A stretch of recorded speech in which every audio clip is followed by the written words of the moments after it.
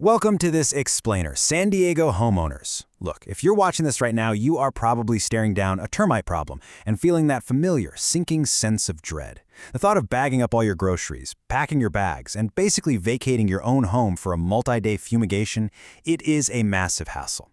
You're looking for a way out of the tent, and honestly, who can blame you? So today, we're going to look at exactly what your options are. Okay, let's dive into this. I completely empathize with the hope of skipping the tent. It's disruptive, it's a huge undertaking, and frankly, nobody wants their house looking like a giant circus tent for 3 days. But the big, million-dollar question is, can you actually treat termites in San Diego without tenting?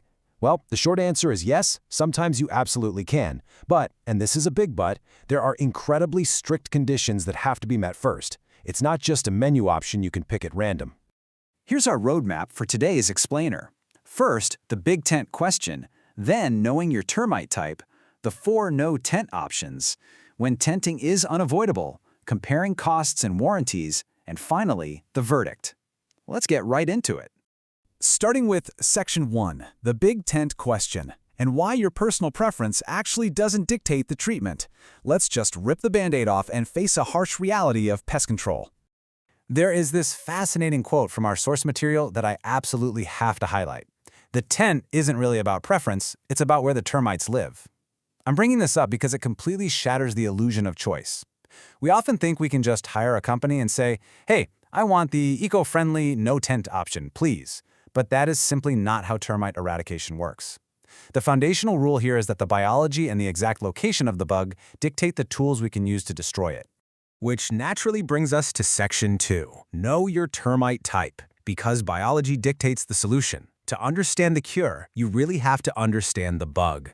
In San Diego, you're primarily dealing with 2 culprits, Drywood termites and subterranean termites. Think of Drywood termites as permanent residents. They live entirely inside the wood of your home in these scattered little colonies, completely hidden away in your walls or up in your attic. Subterranean termites, on the other hand, they are daily commuters. They actually nest way down in the dirt and the soil, and they just commute into your house to eat via these little mud tubes. So here is an absolutely crucial point. Subterranean termites never need a tent. Because they're just commuters coming up from the dirt, you treat them at the source, the soil, using liquid termicide barriers or in-ground bait stations. Tenting is specifically a drywood termite treatment. So if a technician ever tells you that tenting isn't on the table for your home, well, don't throw a party just yet.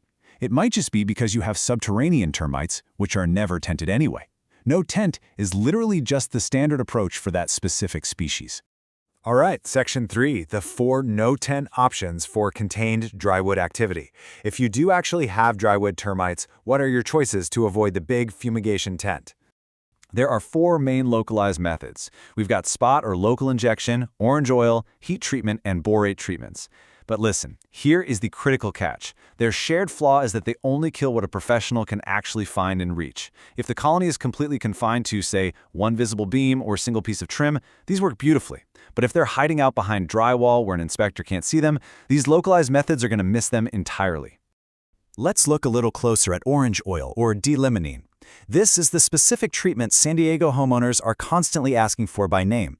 It's incredibly popular because it's heavily marketed as chemical-free and sort of this perfect no-tent solution.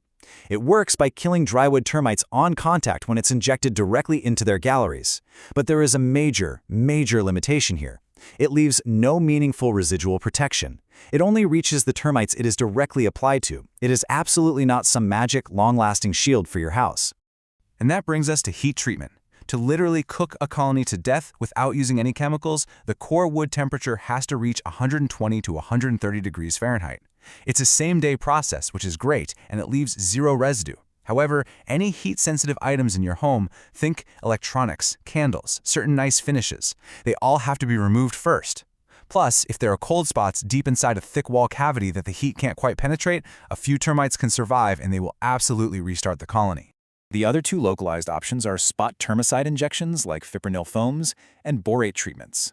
Basically, a technician drills small holes into the infested wood and injects the treatment directly into the termite galleries. Or they'll soak bare, accessible wood with borates. These are highly effective for exactly what they touch. But again, an injection foam or a borate surface soak is absolutely not a fix for a widespread infestation that's already sprayed deep behind your drywall and paint. Now for Section 4, when tenting is unavoidable. Let's shift gears to the bad news and look at the scenarios where skipping the tent is just absolutely impossible. There are three major non-negotiable scenarios here. First, if drywood activity is popping up in multiple, unrelated parts of the house, meaning it's widespread. Second, if an inspector finds termite droppings, which are called frass, or kick holes in spots that aren't easily opened up, like behind solid stucco or deep in some restricted attic space. And third, which is very common in San Diego, real estate escrow clearances. Lenders and escrow companies almost always demand documentation that the entire structure is completely clear of termites. A localized spot treatment simply cannot give you that guarantee. So in those cases, you have to use whole house fumigation. They seal the house up in a tent and pump in Vicane gas. And yes, this forces you out of your house for 2 to 3 nights. But it is literally the only method that guarantees complete penetration into every inaccessible crack, wall void, and hidden beam in your entire home. The gas goes where liquids, foams, and human eyes simply cannot go. Okay, Section 5, comparing costs and warranties. We need to move from the science of the bugs to the actual reality of your wallet. And this brilliantly illustrates the real trade-offs. Spot treatments and orange oil are definitely cheaper up front. You're looking at roughly $300 to $1,500, but they do not offer whole home coverage. Heat treatment bumps up the cost significantly for only partial coverage. But if you want a true whole structure warranty, fumigation is the route. That usually runs between $1,500 and $4,500 based on the size of your house. So it costs more, and it displaces you, but it completely guarantees the whole house. Now keep in mind, you don't actually have to guess at any of this. A professional termite inspection in San Diego typically costs somewhere between $75 and $150.